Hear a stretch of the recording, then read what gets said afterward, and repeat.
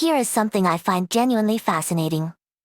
When Western fans talk about the women of One Piece, the conversation almost always starts with how Eiichiro Oda draws them.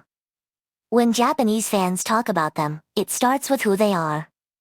And that gap tells you a lot about both audiences. One Piece is the best-selling manga in history, over 500 million copies worldwide. A story that big has a huge cast, and over 25 years, Oda has built one of the deepest rosters of female characters in all of shonen.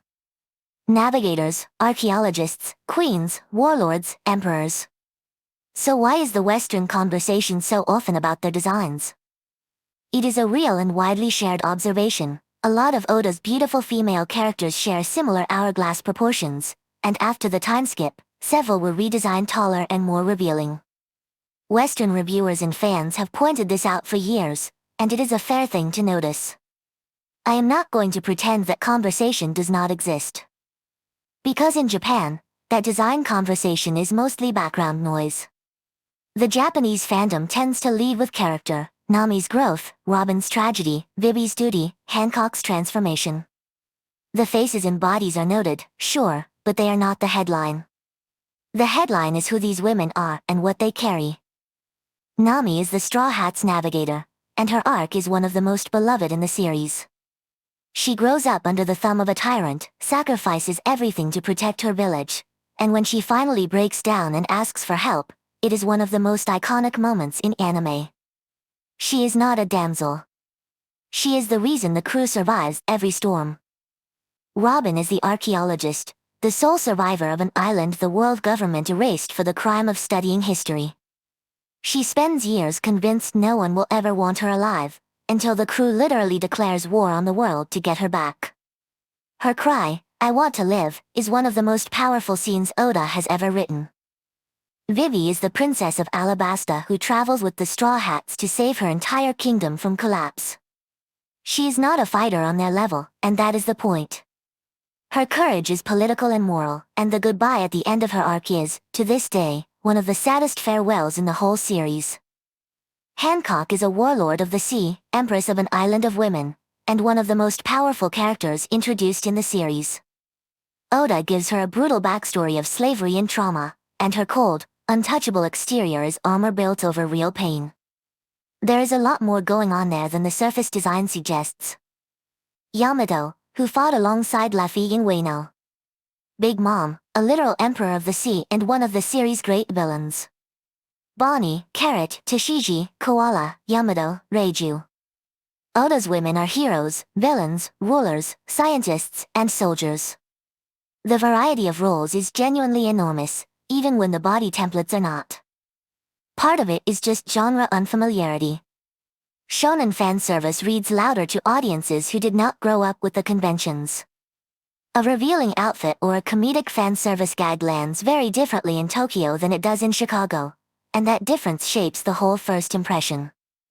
To his credit, Oda has openly acknowledged that many of his female readers are not happy with how he draws women.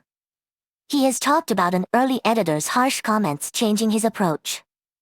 It is an ongoing, honest tension inside the work itself, and pretending it is simple would be dishonest. The design critique is valid. The character writing is also genuinely excellent.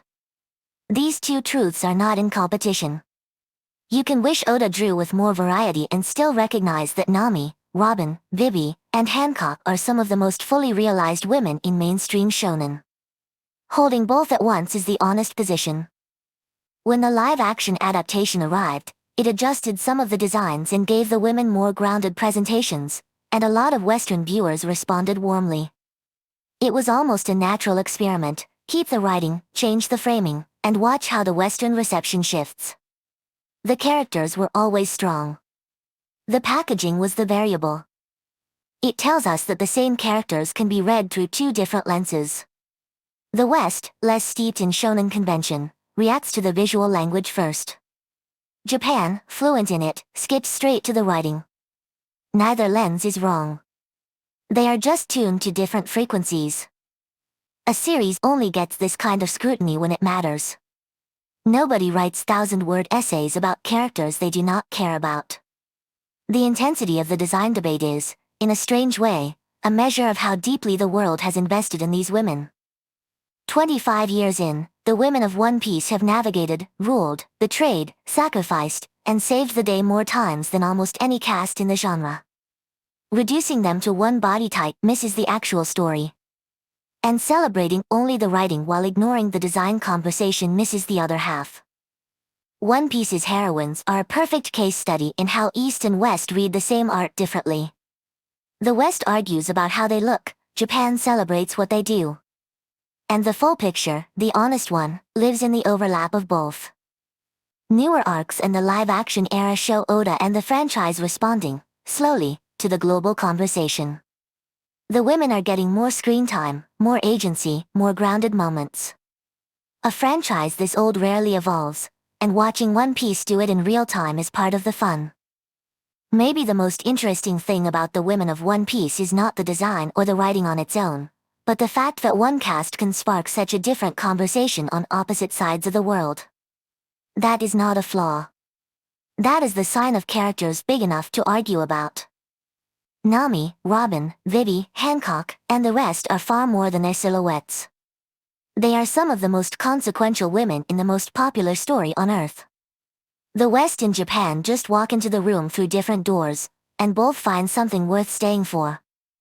When you look at the women of One Piece, do you see the design conversation the West leads with, or the character conversation Japan leads with? East side or West side, drop it below. If you enjoyed this deep dive, subscribe for long-form anime breakdowns every week.